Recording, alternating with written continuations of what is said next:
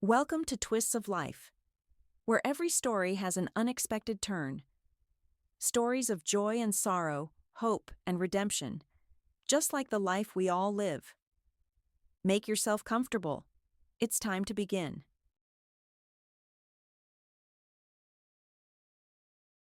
Sarah hurried down the pristine white hospital corridor. Paperwork needed to be finished as soon as possible. After all, her schedule for today included 2 complex surgeries, one of which she was to perform on a little girl whose relatives were connected to her by far too much, by things she wished she could consign to oblivion. That time had left far too much bitterness, injustice, fear, and resentment. It seemed it was all behind her. A new life had begun, and nothing more reminded her of her past youth. And yet, quite recently, the past had reminded her of itself once more. But this time, things were different. The very same people from the past had appeared in her office. A wave of icy air seemed to wash over Sarah. She recognized them instantly, although many years had passed since a very young girl with a light backpack on her back had almost run away from her childhood home. Both of them had changed, but Sarah could not fail to recognize them. The conversation was long and difficult. They didn't try to reproach her for anything, although there was more than enough reason to. It was just that too great a misfortune had befallen them. Don't believe in the cycle of retribution after that. As often happens, this very cycle had also affected a completely innocent person, a very young creature. It was he, or rather she, who needed help. Sarah, an experienced doctor, had encountered similar cases before. She knew how to act. That night after the meeting, sleep eluded Sarah for a long time. Her children had long been in their deepest sleep in their rooms. Her beloved husband breathed evenly and deeply, lost in slumber. Sarah tossed and turned in bed, remembering, and though she didn't wish it, images of the past rose before her eyes on their own, like frames from an old film. Sarah didn't remember her mother at all. She knew she had existed once, but the girl was barely 4 years old when the person dearest to her was gone. Sarah learned about her parent from her father, though he wasn't too fond of dwelling on those memories, partly because they caused him pain. As she grew older, Sarah noticed the sadness in his eyes when her mother was mentioned. But then Susan appeared, the woman who entered their home when Sarah was already 7 and immediately became its full mistress. The stepmother couldn't stand any mention of her predecessor, which was why her father remained silent, not wanting to upset his current wife unnecessarily. Sarah had another relative, her mother's cousin, Aunt Helen. But she lived in another city. From childhood, Sarah would visit her for a week or 2 a year during school holidays. And before, when Helen hadn't yet left the area, niece and aunt saw each other much more often. It was a happy time. Aunt Helen took the girl to theaters and museums. They walked, talked, and laughed. Aunt Helen's son, Andrew, who was already a high schooler, helped his younger cousin with maths and carried her around the city streets on his strong shoulders, and sometimes took her with him on walks. All his friends, especially the girls, were very warm towards Sarah. It was wonderful. But Susan couldn't stand Aunt Helen. Even little Sarah felt it then. The stepmother spoke ill of her with such a dismissive tone in her voice. Aunt Helen wasn't welcome in Sarah's home, and this upset and puzzled the girl. How could anyone not love Aunt Helen? She was so kind, wonderful, and cheerful. Aunt Helen often told Sarah about her mother, mostly entertaining stories from their shared childhood and youth. The cousins were very close. They had been through so much together, joyful, sad, fun, and dangerous things. Aunt Helen sincerely admired Catherine, and Sarah simply adored listening to these stories and looking at photographs that preserved the memory of the person dearest to her, whom she didn't remember at all. "How your mother rejoiced at your birth," Aunt Helen smiled, looking at Sarah. "She was simply floating on air, We made so many plans together on how we would raise you, develop you, educate you. You had such tiny fingers, slender, as if skilled. Your mother dreamed you would become a surgeon, that you would save people. You see, she had a weak heart since childhood, a complex defect, and no one could cure her. Well, she wanted her daughter to help people like herself, to make them healthy and happy.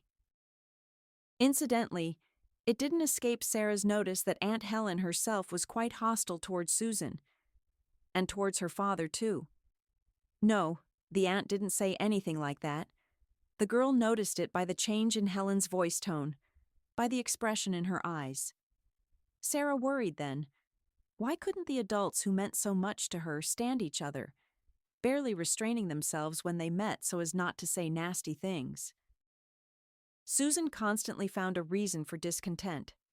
Sometimes Helen brought Sarah back at the wrong time. Sometimes she didn't dress her properly for a walk. Sometimes Sarah hadn't learned all the lessons assigned for the holidays.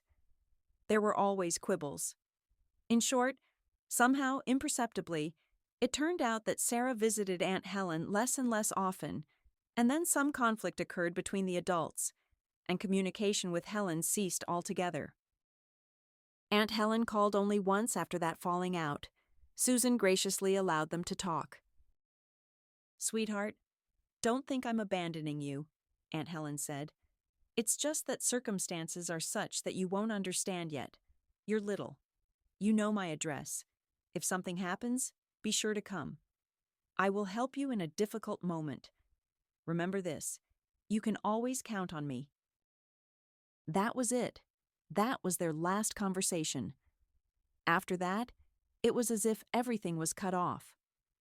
Susan said that Aunt Helen had her own worries, saying her son was applying to university, she had difficulties with work, she didn't have time for her niece. But Sarah understood everything. She heard Aunt Helen call the home phone, but Susan would answer and talk to her rudely, not calling Sarah to the phone. One day Sarah saw Aunt Helen from the car window. She was standing in their yard. She waved to her, but Susan distracted her, and the car sped away, leaving Aunt Helen behind. Apparently she was trying to meet her niece, and it wasn't easy, as she lived in another city and had to leave her affairs to come here. But her father and stepmother did everything to prevent Sarah from communicating with Aunt Helen. They were both united in their dislike of her. It was hard for Sarah at first, without communication with her beloved Aunt Helen, the only one who supported and understood her. At home, things were far from rosy. Sarah's father and stepmother had a daughter, Chloe. At first, Sarah was even happy. A lovely baby, a sister, a little doll. But the joy was short-lived.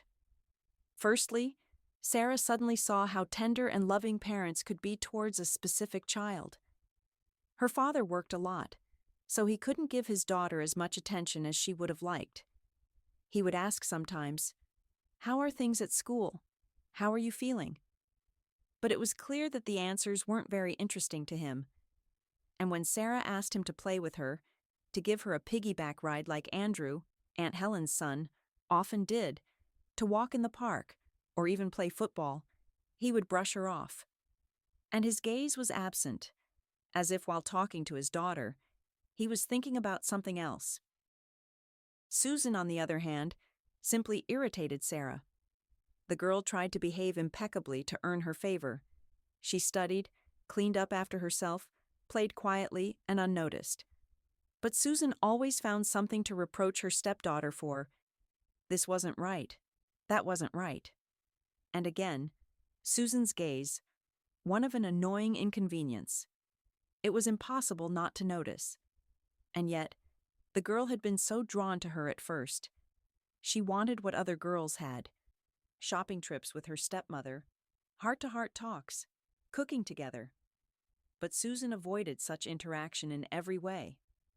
However, she did perform her parental duties. No one from the outside could reproach Susan for not looking after the girl properly. And then Chloe was born, and Sarah saw her father and Susan from a completely different side and understood that they could be like that too, loving, caring, attentive. Only not with her, but with Chloe.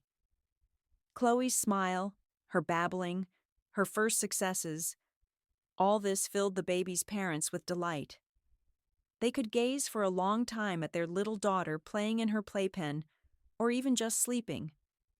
They stood over the crib so happy, exchanging glances. Even with their last money, they threw lavish birthday parties for Chloe, buying her the very best of everything. Sarah, however, got what was left over.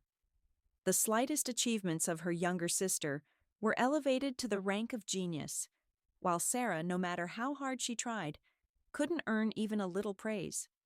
She studied excellently, was a straight A student, but this was taken for granted. It was the striking contrast that hurt. No, Sarah wasn't envious of her sister's dolls and outfits. After all, she herself was clothed. The matter was entirely different. Chloe's parents always listened to her with genuine interest. They enjoyed spending time with her and were often happy with her answers. But Sarah? She felt like an outsider in this family, completely foreign. Her father sometimes still tried to talk to his elder daughter, seemingly confidentially. It was clear he was making an effort and wasn't really interested in hearing about Sarah's life. Susan, on the other hand, felt nothing but irritation towards her stepdaughter, and over the years, the woman almost stopped hiding it. Later, Sarah guessed that it was Susan who turned her father against her, telling him only bad things about her, portraying her stepdaughter in an unfavorable light to her husband. She did this very subtly and skillfully. Her husband had no idea of his wife's true intentions, especially since he was hardly ever home. He worked a lot. He was even grateful to his new wife for helping him, for raising, nurturing, and cherishing his child. Her father worked shifts, and Sarah lived for months only with Susan and Chloe, feeling like a stranger in her own apartment.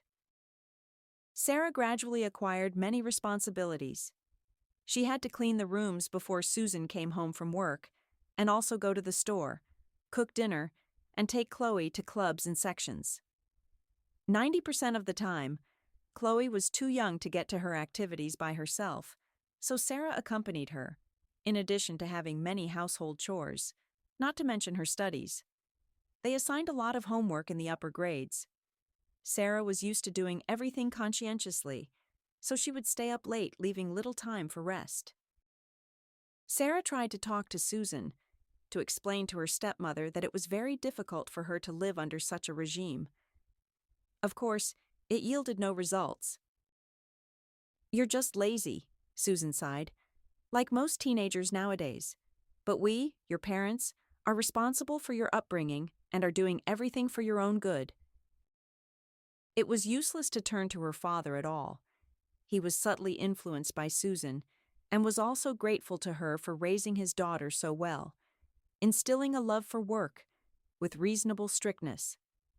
Her father sincerely believed that Susan was the one to thank for Sarah not hanging around in yards with other teenagers, not drinking beer on benches with them, not smoking.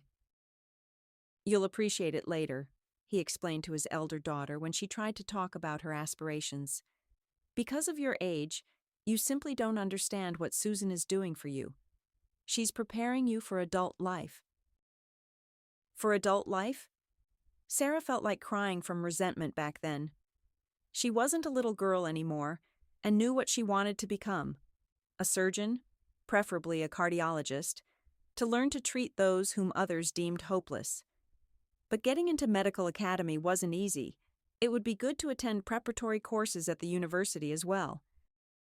Sarah talked to her parents, trying to convey how important these courses were to her.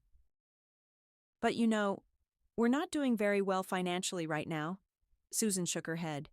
"And those courses of yours are expensive. We can't afford them. And besides, maybe you won't even need it.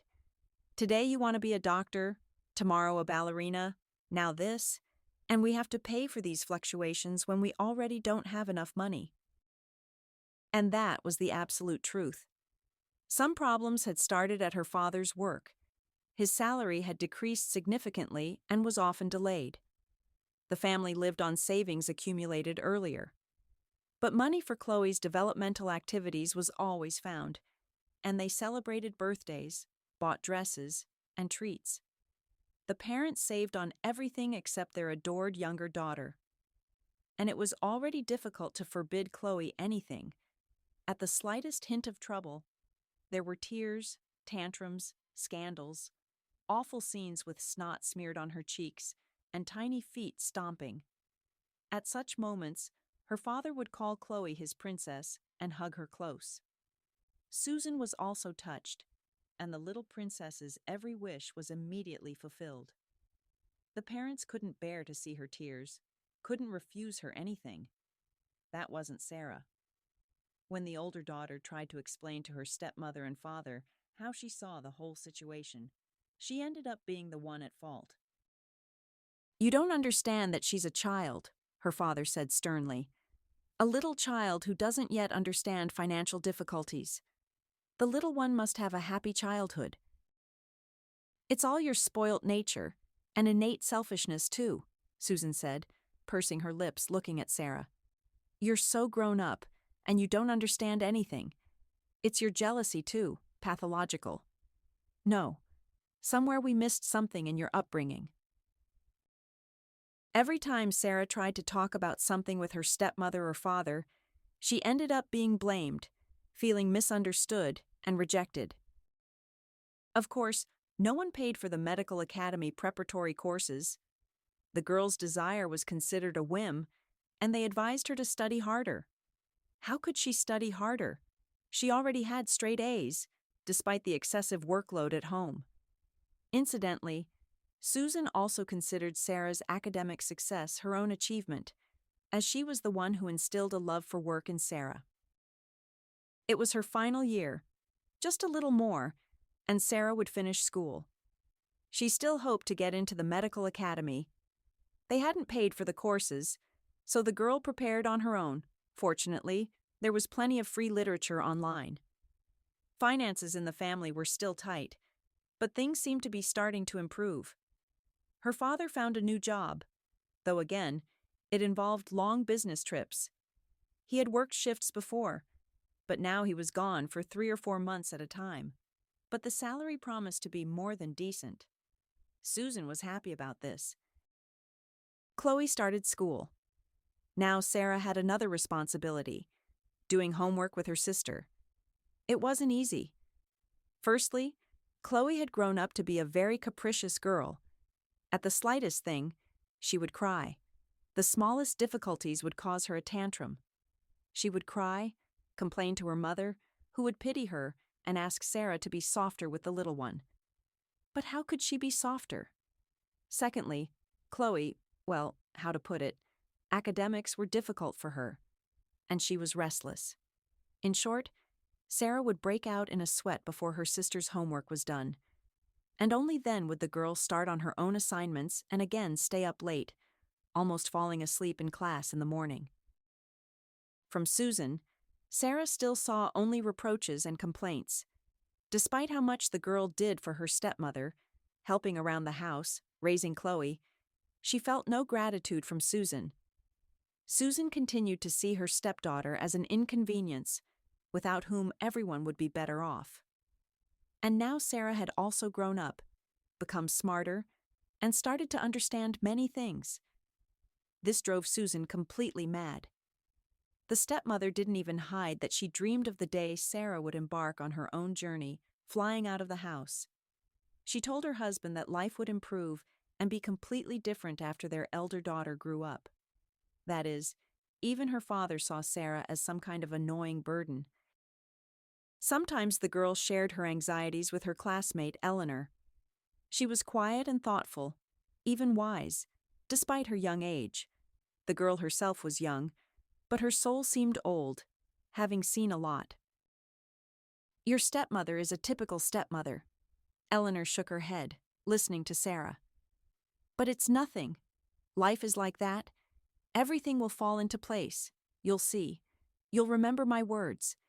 And you yourself will stand firm, and everything will work out wonderfully for you with such an inner core." Her classmates' words were encouraging, instilling hope for a bright future, giving her strength to live. Sarah didn't give up on her dream. She wanted to be a surgeon and did a lot for it. And she knew, after finishing school, she would take her documents to the medical academy. The academy was located in their city just 3 stops from home. She could walk there. A tall, old building in the center. The girl often walked past it among young men and women, hurrying to this temple of science for classes. This was her dream. But then Sarah held her diploma, red, of a special kind, and even a gold medal, a mark of distinction. Sarah was happy and very pleased with herself. She didn't go to the graduation party. Susan said they didn't have that kind of money yet. But Sarah herself wasn't particularly eager to go to that restaurant and was hardly upset. "Well then," Susan said on the evening of the diploma ceremony. Her father, as usual, was on a business trip. "Now you are an adult. You're almost 18. We've raised you all these years, given you everything: clothes, food, a roof over your head. The moment has come for you to fly out of the parental nest." "Where?" Sarah didn't understand. "Where do you mean?" "To work, of course. What studies?" "Sarah, just give up these ridiculous fantasies. Stop dreaming of the impossible. Medical academy? Do you know what the competition is like there? And I checked. 12 people per place. You won't get in. Don't even dream of it." I prepared and I feel capable." "That's just your overconfidence talking. You'll never get into a university like that. Something simpler is certainly within your reach. But think, that's another 5 years of studying, and you need to work." "I need to study." Sarah looked at her medal. "I'm good at it." "School is one thing." Susan started to get angry, but still tried to hide it. "But this is university. In school, they gave you grades for effort. But in university, you'll have to study for real. There won't be time for anything else. And you're already an adult. You have to support yourself. Especially since we're not exactly flush with finances right now.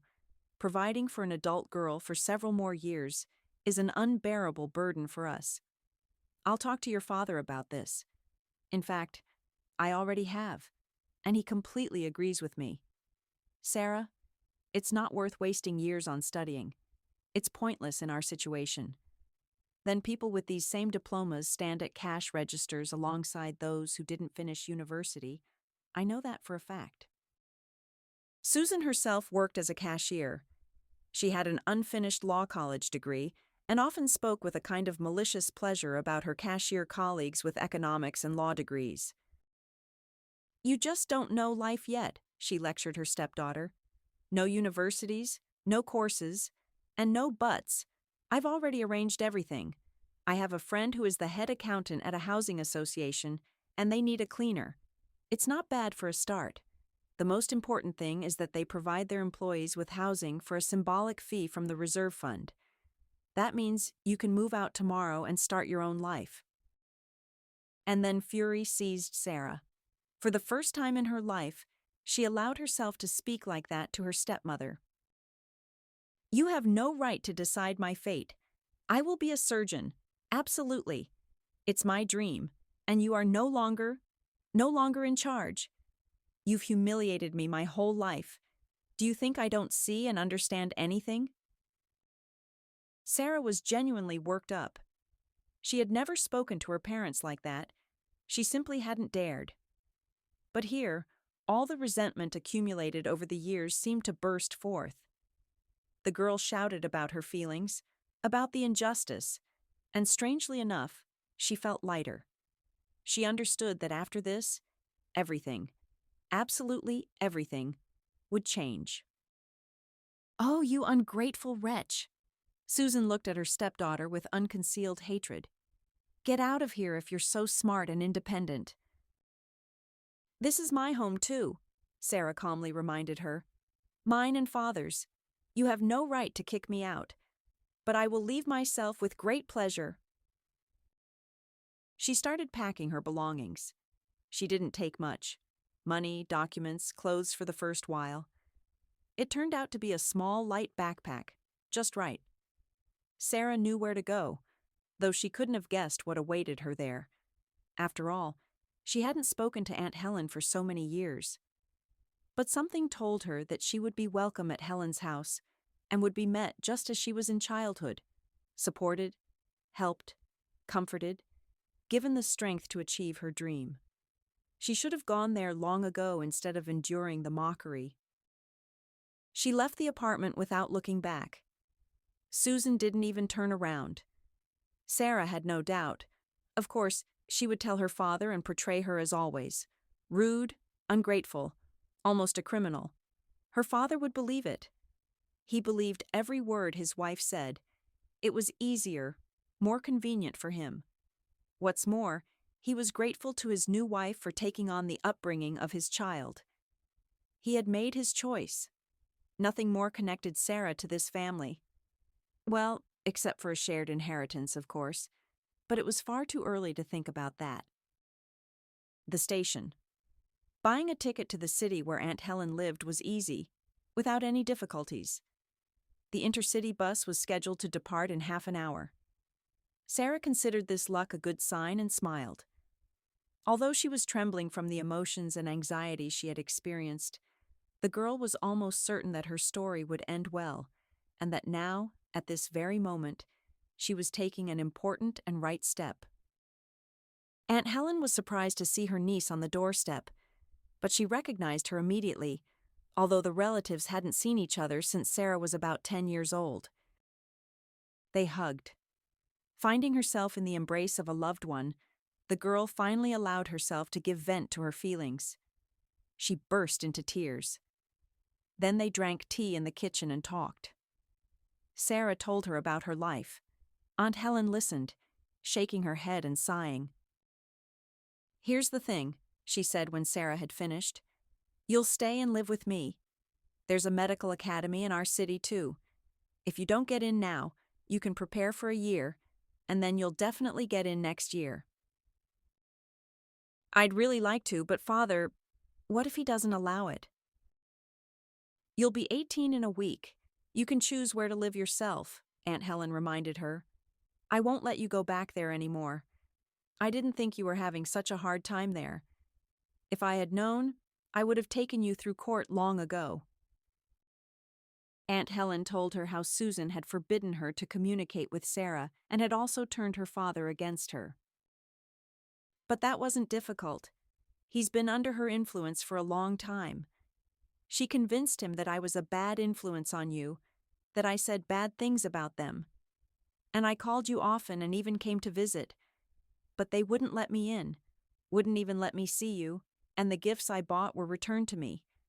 I followed your life on social media. Sometimes Susan posted photos where you appeared, sometimes your father. But I never found your page.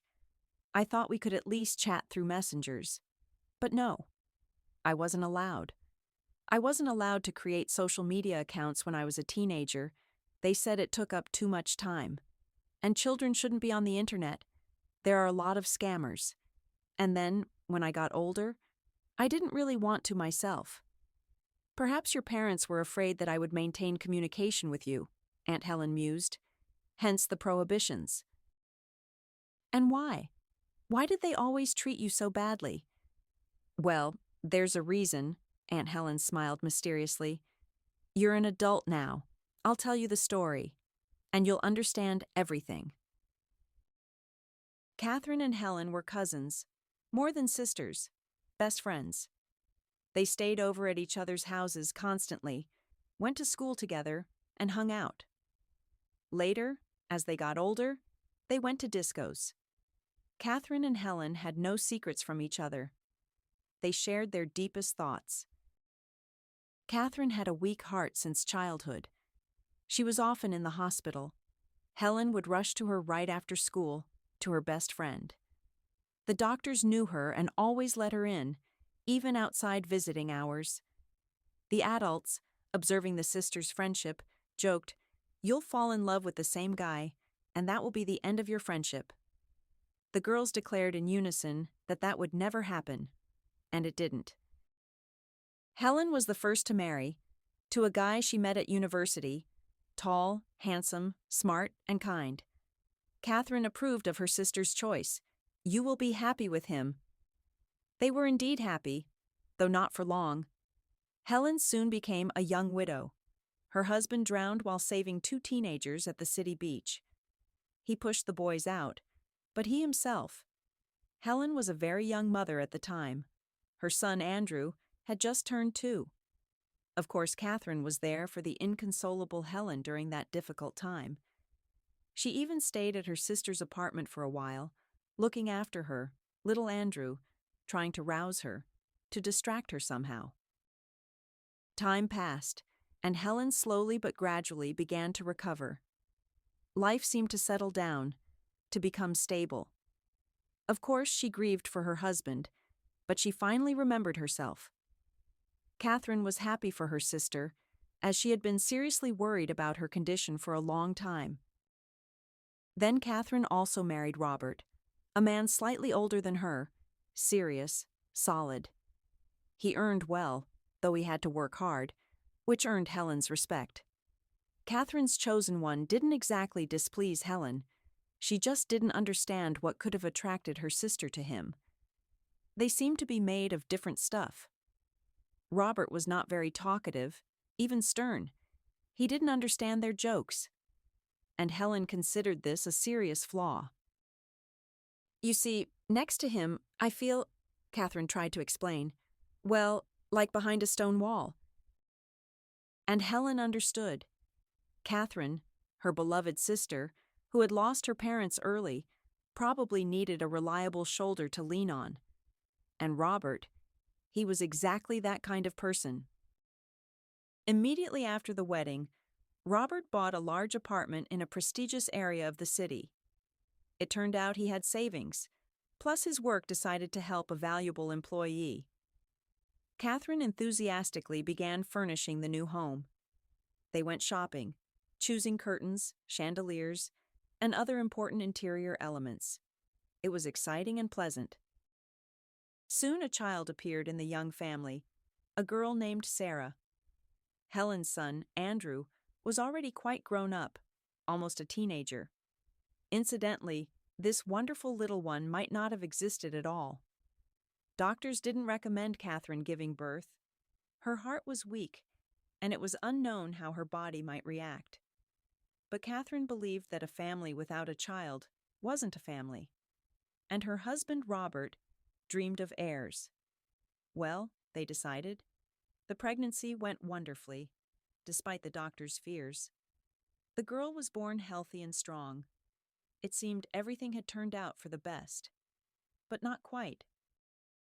A year after giving birth, Catherine's condition began to worsen. The strain on her not-so-healthy body had taken its toll. But Catherine regretted nothing. She followed the doctor's recommendations, had timely checkups, and took her medication. In short, she took care of her health and tried to avoid worries. The doctors say that with my condition, the most important thing is positive emotions and lack of stress. "Well, you have plenty of positive emotions," Helen smiled, looking at her sweet, funny niece. "That's for sure," Catherine agreed, "and I have no stress. Everything is fine in our family." Helen hoped that over time she would get to know Robert better, become friends with him. After all, he wasn't a stranger. He was her beloved sister's husband. But he remained just as distant and taciturn. Coming home and finding Helen visiting, he would greet her curtly and go into the bedroom. "Does he not like me?" Helen asked Catherine. "No, of course not. He's just that kind of person, and he's had a lot of work lately. He gets tired. He's rarely home. Constant delays, business trips. What can you do? It's a managerial position. But my daughter and I lack nothing, and otherwise, he's good, kind, he takes care of us. He doesn't refuse us anything." But Helen knew her sister perfectly well and saw that Catherine was being a little disingenuous. It seemed she herself was upset. Something wasn't right. She felt sorry for her sister. And one day, Helen saw her suspicions confirmed with her own eyes. Yes, Robert was indeed cheating on her. That day, she received a call from school saying that Andrew had a fever and had been sent home. The worried mother asked her boss for time off. You never know. Maybe her son needed help. It wasn't clear what condition he was in. That's why she was running through the station at that moment. It was a shortcut home. And she saw them, Robert and his companion. Beautiful, slender, tall, with a fashionable, model-like appearance, as they used to say back then. They were coming out of the waiting room. He was carrying both suitcases, his and hers. And Robert was not at all like Helen was used to seeing him. Enthusiastic, his eyes sparkling, his mouth never closing, a smile never leaving his face. He looked at his companion with something like adoration, and she seemed to allow herself to be admired. And Helen stopped, watching the couple go. A couple of times, Robert put his arm around the young woman's waist, pulling her close to whisper something in her ear, and even kissed her once, passionately and quickly, because she almost immediately playfully pushed him away. In short, there was no doubt left. And this was despite the fact that Catherine had said her husband had gone on another business trip, but the train that had just arrived at the station was a direct route from Sochi. Apparently, Robert and the beauty hadn't gone on a business trip, but to a resort to relax. Helen even stamped her foot in annoyance.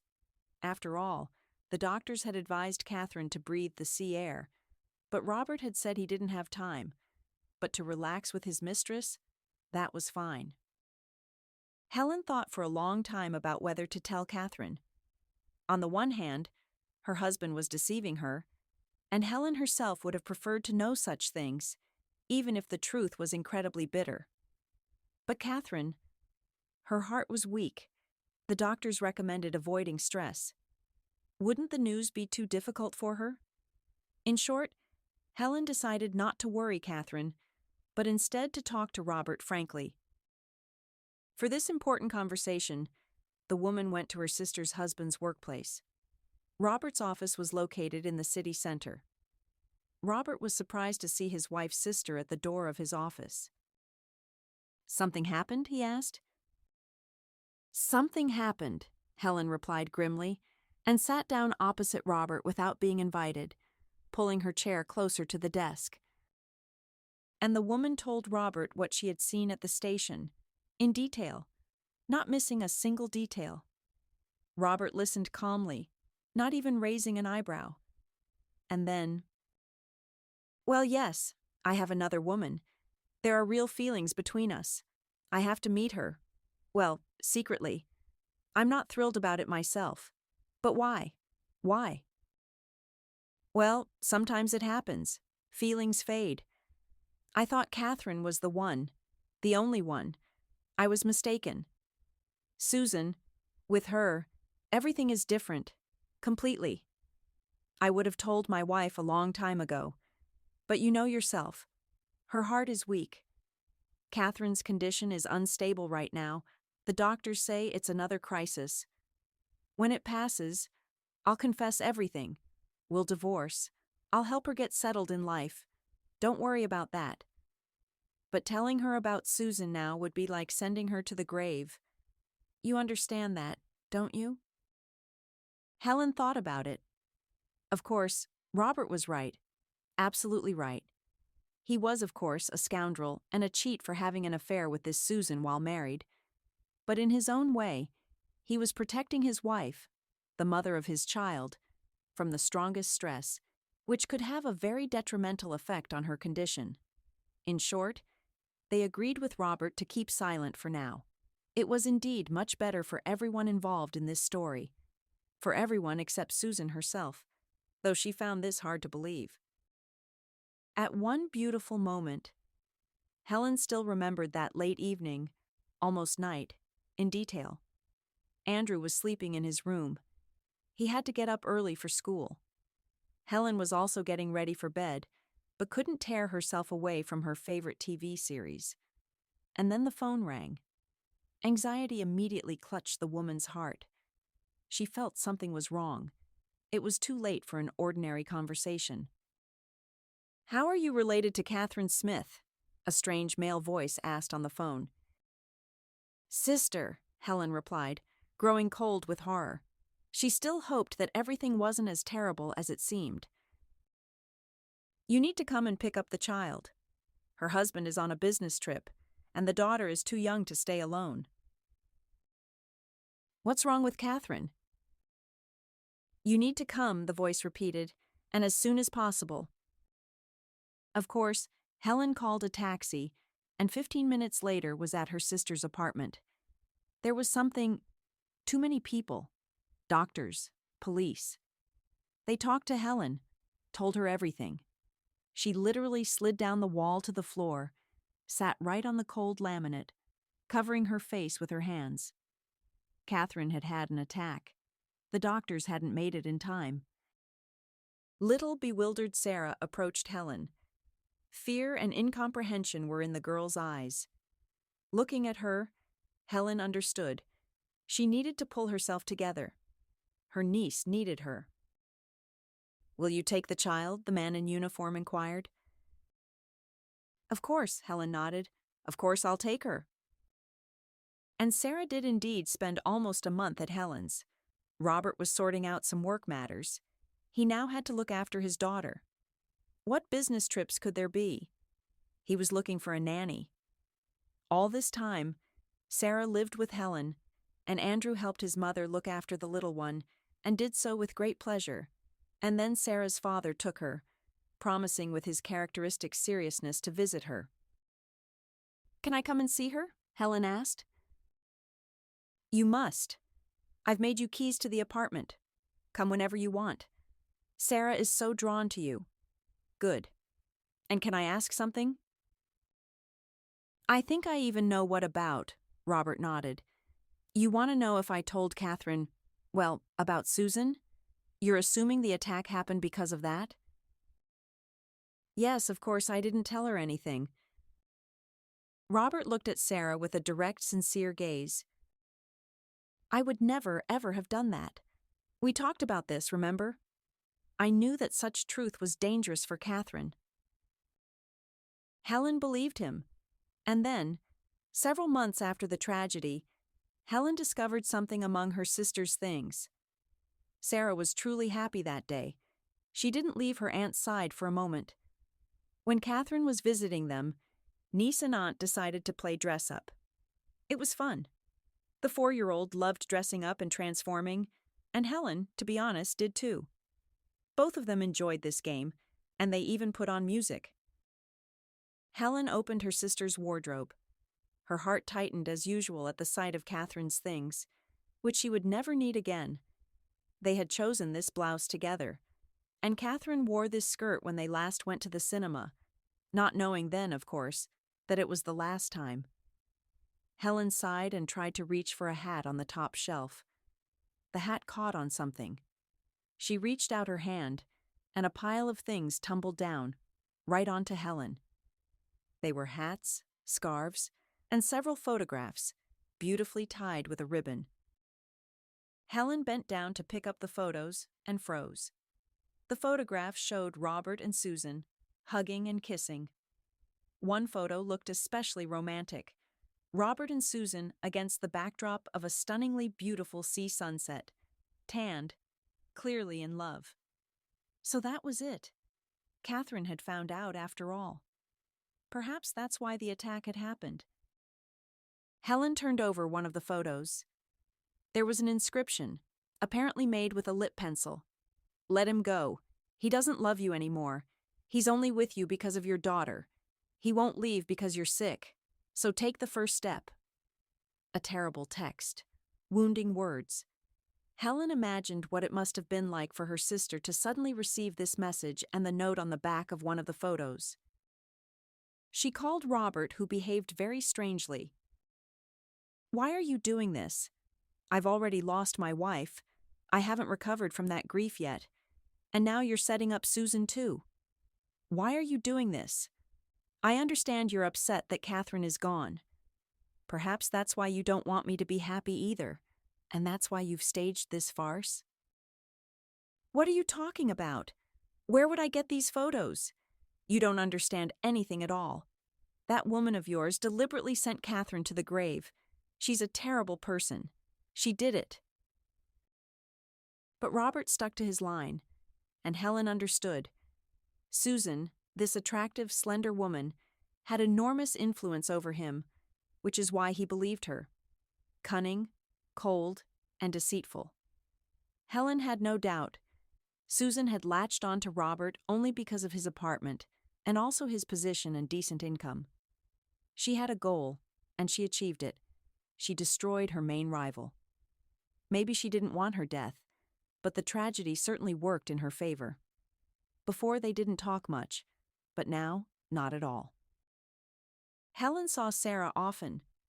Usually, she would take the girl for the weekend. Robert still worked a lot. It seemed that nothing now prevented the widower and his mistress from being happy together, but for some reason, the man wasn't in a hurry to bring Susan home to his daughter. They met on neutral ground, spent holidays together, but lived separately in their everyday lives. And only about 3 years after the tragedy did Robert propose to his mistress and bring her home to his daughter. Sarah was already in first grade then. Well, and since Susan became Robert's legal wife, Helen was gradually discouraged from visiting the house. Helen, incidentally, had moved to another city by then, bought a larger apartment there, and found a good job. She even thought about taking Sarah permanently because, well, why would Robert need her in his new family? She wanted to gain guardianship of her niece, which is why she improved her living conditions, to ensure there would be no obstacles. But unexpectedly, Robert declared that he would raise his daughter himself. It was strange.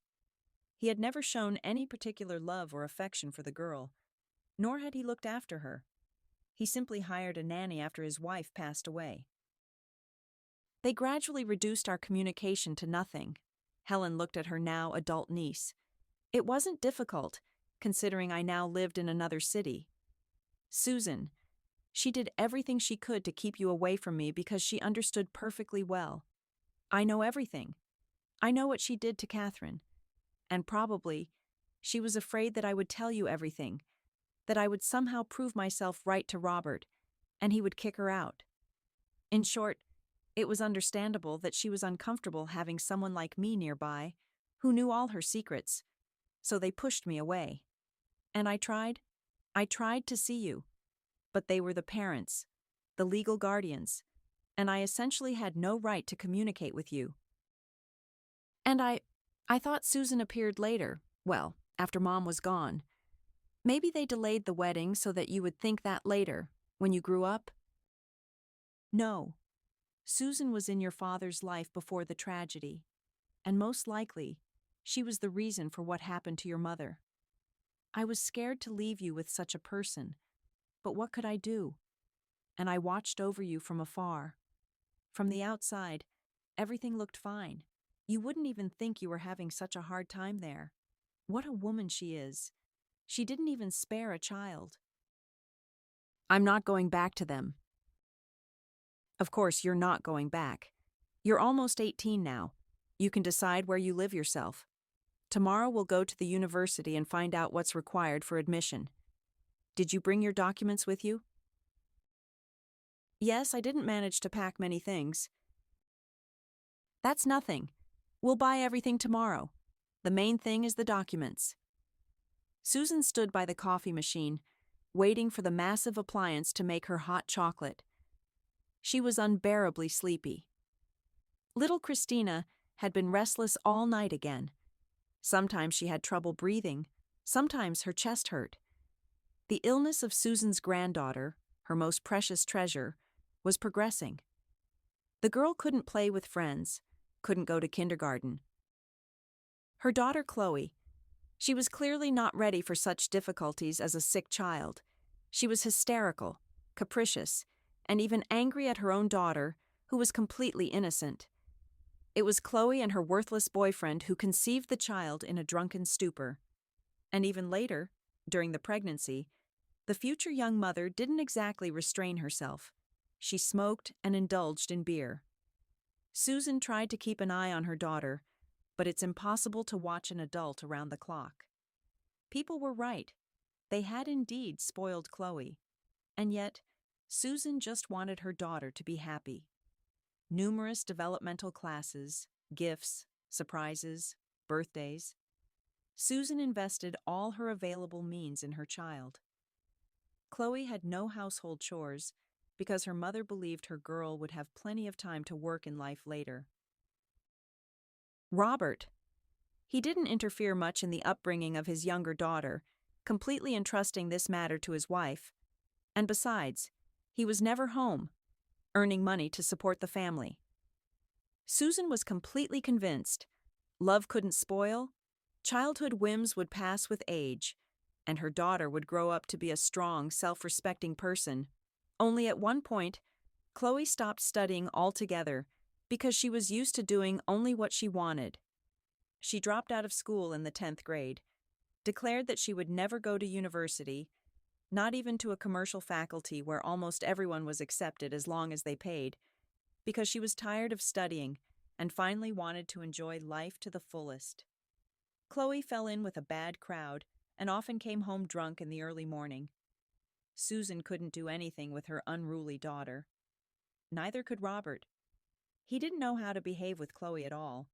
He had never really been involved in her upbringing, although he loved her very much.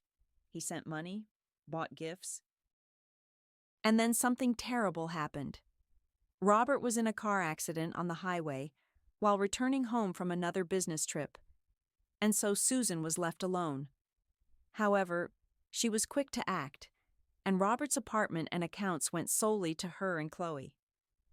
Arranging the transfer of this property cost a lot of money and effort, but now it had paid off in full. As for Sarah, she had been living in another city for a long time, far away, like a cut-off slice.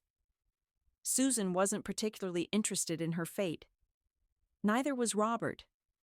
They only knew that Sarah had indeed gotten into medical school, just as she had dreamed. No other information. Sarah didn't maintain contact with her parents. Perhaps she kept in touch with her Aunt Helen. Well, that was fine. Susan was quite satisfied with this. The main thing was that Robert's apartment and money in the accounts went only to them. And then Chloe got pregnant by one of her perpetually drunk admirers, and Christina was born, weak, pale. Even in the maternity hospital, she was diagnosed with a serious heart defect, one with which children live at best until 7 or 8 years old if they don't have surgery. And Christina was already 5. Of course, Susan put all her energy into her granddaughter's rehabilitation and treatment. She herself was amazed by the strength of the feelings she felt for the little one. She had once dreamed that this money would provide them with a happy life without hardship or need. But it turned out differently. Everything went into Christina's rather expensive supportive treatment. The girl had undergone several operations, which had only slightly improved the situation, but hadn't fundamentally solved the problem. It was terrifying to think about what could happen to her granddaughter. Even Chloe, usually carefree, frivolous, and thinking only of herself, even she, it seemed, understood that the joking was over and tried to take care of her daughter as much as possible. But the main part of the care still lay on Susan's shoulders. In their city, everyone had refused further treatment for Christina. They didn't have the necessary facilities or specialists there. So Susan, Chloe, and Christina went to Moscow. They were recommended a children's surgery center where they said almost wizards worked, helping even in the most difficult cases. Getting an appointment was difficult. The waiting list was long, but Susan managed to get through. However, at the appointment, they were stunned. The queue was huge because people came from all over the country, and most patients were in situations as urgent as Christina's. No one could be moved up, and by that time, the girl's condition might worsen so much that no one would take her to the operating table. They prescribed the little one medication for now, but whether it would help or not, no one could say. Susan drank her hot chocolate, leaning her back against the light hospital wall. Nearby, bewildered Chloe sat on a couch, with Christina sleeping on her lap, unaware of how serious everything was. And Susan could barely hold back tears of helplessness and despair. She couldn't do anything more. And suddenly, "Oh, Smith, dear," one orderly was saying to another. Everyone gave up on him. His heart was full of holes. Well, that's what the doctors said. Hopeless. But she performed surgery at night in her free time, didn't leave the table for 5 hours, and saved the boy. He'll live now, and he'll even become completely healthy. A miracle. Smith is a pediatric cardiac surgeon sent by God. The other orderly nodded in agreement. And a good person, too, if only there were more people like her in the world. "Excuse me, where is Dr. Sarah Smith's office?" Susan rushed over to the orderlies and asked them to show her to the doctor's office. She was almost certain. No, it seemed too incredible. But still. Sarah was finishing another report when a woman from the past suddenly appeared at the door of her office. The one who had once caused her so much suffering, so much trouble. Susan. And beside her, holding a sleeping child in her arms, stood Chloe. Sarah recognized her sister too, although she had last seen her when she was still in elementary school. She felt fear for some reason, and also dislike, contempt, and disgust, but also surprise, of course. And why? Why had the past sought her out at that moment when her life had finally settled down and was going well? Susan began to speak. She cried, asked for forgiveness, and seemed genuinely repentant for her past behavior. "What happened? Perhaps it's a boomerang, a punishment for what I did to you. But this child, an innocent child. You are our last hope, Sarah. Take her for surgery. Otherwise, she won't live long enough to wait for her turn. You do this sometimes, I know. You take difficult cases in your off hours. I can't ask you for this after everything, but I am asking. I have no one else to turn to." Sarah looked at the little girl in her sister's arms. Her niece, it turned out. And to her surprise, she suddenly realized that she no longer felt resentment, and the dislike for these two women had also disappeared somewhere. Before Sarah were people, unhappy, frightened people who needed help, and a child, a seriously ill child. Sarah asked for Christina's documents. She needed to understand what they were dealing with. Susan readily pulled a thick folder from her bag. Test results, ultrasound reports, scans. Yes, the situation was indeed complex and couldn't wait. But Sarah knew she could handle it. She had encountered such cases before. Of course, she would have to sacrifice her free time again. But that was such a small price compared to a child's life that it wasn't even worth mentioning. Sarah had gone into medicine to save people after all. It was her calling, her dream. "You'll need to redo some tests," Sarah said. "And don't worry. Everything will be all right.